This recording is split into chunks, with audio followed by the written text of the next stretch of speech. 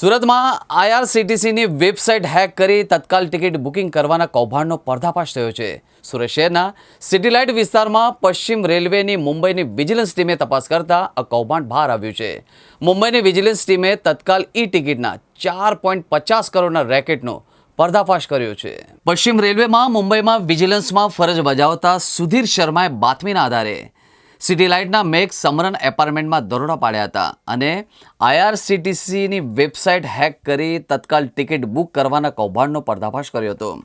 આરોપી રાજેશ મિત્તલ પાસે રેલવેની આઈઆરસીટીનું લાયસન્સ પણ છે અને તેના લોગિન આઈડી પાસવર્ડનો ઉપયોગ કરી ઓનલાઈન રેલવે ટિકિટનું આરક્ષણ કરવા કાયદેસરનો એજન્ટ છે.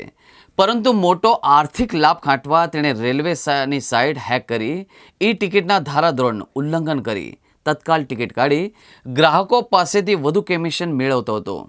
આરોપીઓ માત્ર 12 સેકન્ડમાં જ તત્કાલ ટિકિટનું બુકિંગ કરી આપતો હતો. આ રીતે આરોપીઓએ 2 મહિનામાં 598 ટિકિટ બુક કર્યાનો ઘટસ્ફોટ થયો હતો. આરોપીઓ એક ટિકિટ બુક કરવાના 1200 રૂપિયા લેતા હોવાની માહિતી સામે આવી છે. આ મામલામાં એક મહિલા સહિત 2 લોકોને ઝડપી લેવામાં આવ્યા છે.